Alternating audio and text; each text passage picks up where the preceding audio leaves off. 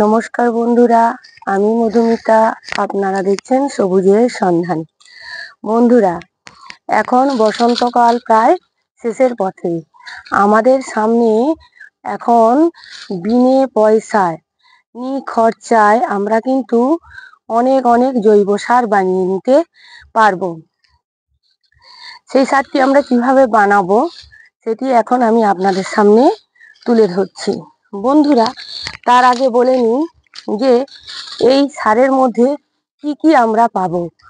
বন্ধুরা, এই সারের মধ্যে আমরা প্রচুর পরিমাণে নাইট্রোজেনের সোর্স পাবো এবং এই সারটি যদি আমরা গাছে যদি প্রয়োগ করি, আমাদের গাছ কিন্তু সবুজ হয়ে থাকবে এবং গাছের বৃদ্ধি খুব দ্রুত হবে। আর গাছ কোনোভাবে ক্ষতিগ্রস্ত, গাছের শিকড় কোনোভাবে ক্ষতিগ্রস্ত হওয়ার সম্ভাবনা নেই। তাই সেই সারটি কি সার আমি আপনাদের সামনে আমার ছবিতেই দেখা যাচ্ছে, আপনারা বুঝতে পারছেন যে কিছু একটা দেখা যাচ্ছে। সেই জিনিসটি হলো এই শুকনো পাতা। এই সময় বসন্তকালের শেষ, সেই বসন্তকালের শেষে আমাদের গাছ থেকে প্রচুর পরিমাণে, যে কোনো গাছ থেকেই প্রায় কম বেশি পাতা ঝরে। বিশেষত বট, শিমুল, আম, জাম এই সমস্ত কিন্তু গাছ থেকে প্রচুর পরিমাণে পাতা ঝরে যায়। সেই পাতাগুলিকে যদি আমরা কালেক্ট করে নিয়ে এইভাবে আমার দেখুন এই বস্তাতে ভরতে থাকতে হবে। আমরা আমাদের ছাদ বাগান যে করি, সেই ছাদ বাগানে প্রচুর পরিমাণে কিন্তু পাতা, গাছের যে সকল মরা ডাল পালা ইত্যাদি আমাদের সঞ্চয় হয়, সেইগুলিকে আমরা একটা জায়গায় জড়ো করি। সেই জড়ো করা জিনিস দিয়ে এবং কিছু যদি আমরা পাতা কালেক্ট করে নিতে পারি আমাদের আশেপাশে থেকে, সেই পাতা দিয়ে বস্তা বস্তা কিন্তু আমরা জৈব পাতা সার তৈরি করে নিতে পারবো, যাকে বলা হয় লিফ মোল্ড। বাংলায় অনেকে একে কালো সোনাও বলে থাকে। গাছের জন্য এটি কালো সোনা এবং গাছের জন্য খুবই উপকারী। যদি ফ্রিতে এই পাতা থেকেই যদি আপনি সার বের করে নিতে পারেন, তৈরি করে নিতে পারেন, তাহলে আপনি কিন্তু অনায়াসেই আপনার হাতের কাছে একটি বিনা পয়সার সার পেয়ে গেলেন। সেই সার আপনি আপনার গাছকে কিন্তু বৃদ্ধি করার জন্য এক মুঠো দু মুঠো করে দিয়ে দিতে পারবেন। সেই জন্যে বন্ধুরা, আপনারা বাড়িতে এখনই এই জৈব পাতা সারটি তৈরি করে ফেলুন। আমি দেখুন বন্ধুরা, এই যে আমার এই সারটি কিন্তু এখনো পুরোপুরি ভাবে তৈরি হয়নি এবং এই পাতা সার তৈরি হতে কিন্তু দীর্ঘদিন সময় লাগে বন্ধুরা। এটি কিন্তু এক দু মাসের মধ্যে হয় না। যেমন সবজি খোসার পচা ইত্যাদি দিয়ে আমরা কিন্তু যে সকল সারগুলো বানাই, সেগুলো আমরা কিন্তু কম্পোস্ট সার দ্রুত মানে তৈরি করে নিতে পারি, কিন্তু এই পাতা সার আমরা কিন্তু দ্রুত তৈরি করতে পারবো না। আপনারা এই রকম পাতাকে ঝাড় দিয়ে যে সকল কারি করে রাখলেন, এক জায়গায় জড়ো করলেন, সেই পাতাকে এই রকম করে নেবেন, নিয়ে এইরকম বস্তার মধ্যে ভরে ফেলবেন। এইরকম বস্তার মধ্যে ভরে ফেলবেন। এরপর কি করবেন বন্ধুরা, এর এই ক্রিয়াকে ত্বরান্বিত করার জন্য আপনারা যদি আখের গুড় জল যদি পান, দিয়ে দেবেন, দিয়ে এটাকে ভিজিয়ে দেবেন। এখন যেহেতু গ্রীষ্মকাল বন্ধুরা, গ্রীষ্মকালের জন্য এটিকে একটি ছায়াযুক্ত স্থানে, যেখানটাতে রোদ লাগে না, সেই জায়গায় কিন্তু আপনাদেরকে রাখতে হবে। আমার কাছে এখন ওয়েস্ট ডিকম্পোজার রয়েছে বন্ধুরা। ওয়েস্ট ডিকম্পোজার সব কিছুকে কম্পোস্টিং করতে সাহায্য করে এবং দ্রুত কম্পোস্টিং এ সাহায্য করে। আমি কি করব, এর মধ্যে ওয়েস্ট ডিকম্পোজারের ছিটে দিয়ে দেব। এটাকে জলে মেশাবো, জলে মিশিয়ে এরকম ভাবে এর মধ্যে দিয়ে দেব বন্ধুরা। বেশ ভালো করে যাতে ভিজে যায় সেই রকম ভাবে এই ওয়েস্ট ডিকম্পোজারটি দিয়ে দেব।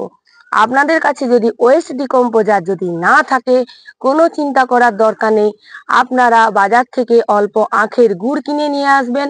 সেই গুড়টিকে এক মগ জলে গুলাবেন, গুলিয়ে এক মগ জলে বা একটু বেশি করে নেবেন, নিয়ে জল যতটা পাতাটা ভিজতে আপনার লাগবে সেই রকম করে গুলিয়ে নিয়ে এর মধ্যে দিয়ে দেবেন, দিয়ে এটিকে ছায়াযুক্ত স্থানে রেখে দিবেন এবং বস্তার মধ্যে দেখবেন যাতে হাওয়া চলাচল করতে পারে।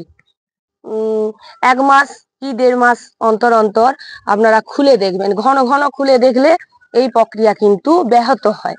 এর মধ্যে আপনি ভালো করে জল দিয়ে ভালো করে মুড়ে ঢাকা দিয়ে বা আপনি কোনো ছায়াযুক্ত স্থানে রেখে দিলেন। তারপর আবার 1-1.5 মাস পরে, যেহেতু ভেতরকার জল অনেকটাই শুকনো হয়ে যাবে, কারণ এখন গ্রীষ্মকাল চলছে, এর মধ্যে পুনরায় আবার আপনি গুড় জল দিতে থাকবেন। এইভাবে দিতে দিতে দেখবেন 7 থেকে 8 মাস বা 1 বৎসরও কিন্তু লাগতে পারে। তবে গুড় জল দিলে কিন্তু সেই সময়টা কিন্তু কমে আসে। বন্ধুরা, আপনারা এই বৎসর থেকে পাতা জোগাড় করলেন, চিন্তা নেই, একধারে বাগানের একধারে রেখে দিলেন, সেইখানে থাকলো। আপনি মাঝে মাঝে একটু গুড় জল দিয়ে দিলেন আর একটু নেড়ে চেড়ে দিলেন। আপনার কোনো আর এর পিছনে খাটনি করার দরকার নেই। এরপর কি করবেন, যখন দেখবেন মাঝে বের করে নিয়ে এইগুলিকে এইরকম ভেঙে দেবেন। এই আমার কাছে আমি আজ থেকে প্রায় 2-3 মাস আগে কিছু পাতা আমি জোগাড় করে এইরকম ভাবে সারটা তৈরি করছি। এইরকম করে ভেঙে দেবেন, এইরকম করে হাত দিয়ে ভেঙে দেবেন, যাতে এটি আরো দ্রুত কম্পোস্টিং হয়।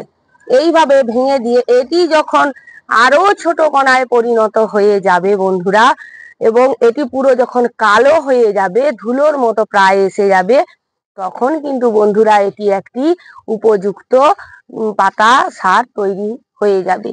সেই সারটি তখন আপনারা একটিকে ছায়া জায়গায়, মানে যেখানে ডাইরেক্ট সানলাইট পড়ে না, এরকম জায়গায় মিলে রেখে দিয়ে তারপর সেটিকে একটি এয়ার চলাচল করে এরকম কোনো জায়গায়, একটা বস্তায় বা কোনো কৌটাতে, সেখানেও যদি ছিদ্র ছিদ্র করা থাকে সেখানেও আপনারা রেখে দিতে পারেন। এইবার এইরকম 1 মুষ্টি নিয়ে আপনার গাছে গাছে দিয়ে দিলেন। বড় টব হলে আপনি 2 থেকে 3 মুষ্টি দিতে পারেন। তবে এইটি যখন আপনার গাছ গ্রোথিং টাইমে থাকবে সেই সময় প্রয়োগ করবেন। যখন ফুল ফল আসবে তখন দেবেন না বন্ধুরা, কারণ এটি নাইট্রোজেনের সোর্স এবং জৈব কার্বন, মাটিতে কার্বনের বৃদ্ধি করে এবং মাটিকে অনেক উর্বর করে তোলে, যাতে গাছ মাটি থেকে আরো খাদ্য টেনে নিয়ে তার দেহকে পরিপুষ্ট করে তুলতে পারে।